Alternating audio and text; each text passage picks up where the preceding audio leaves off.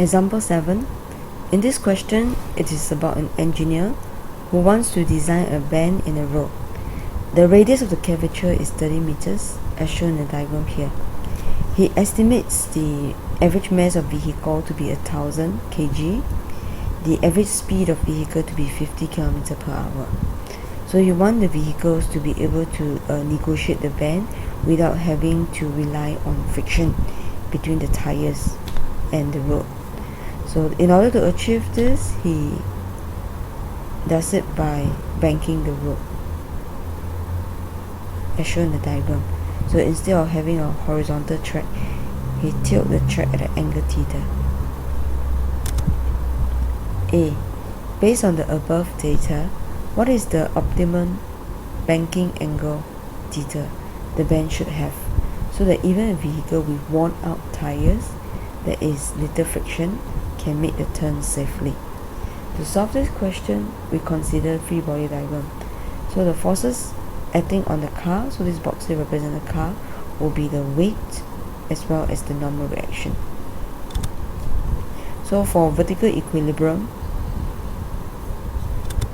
mg must be equal to n cosine theta. And for circular motion, is moving around in a horizontal circle, so the n sine theta must be equals to the centripetal force. To find the angle theta, you can take equation 2 divided by 1, so you end up with this equation again, and you are given the velocity, the radius, and we know g.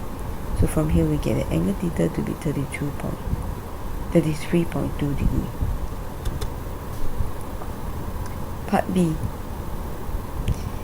It is known that the frictional force between the tires of a car of mass 1000 kg and the road is 6/10 the normal reaction force between the road and the car. So you are given the friction, okay, this friction F is 6/10 of your N, the normal reaction. Here you are asked to find the maximum speed with which the car can faithfully negotiate the bend in A without skidding.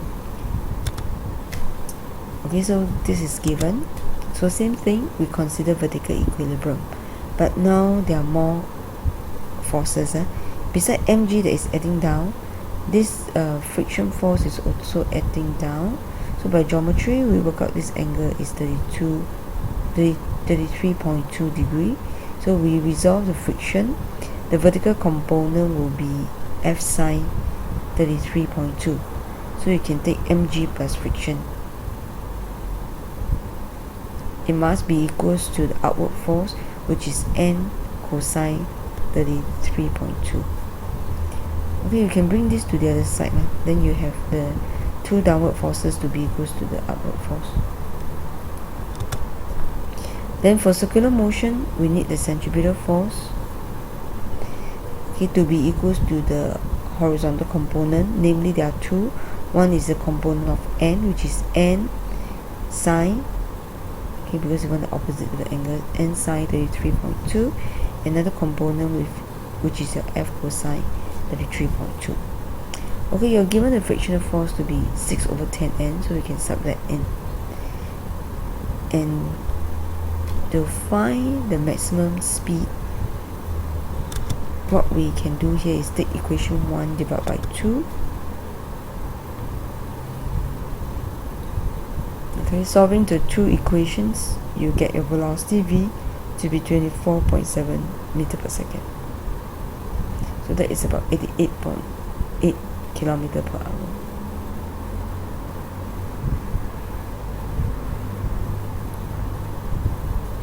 Okay, from here, right, the centripetal force, you have to use mv squared over r. That's how you end up with B here.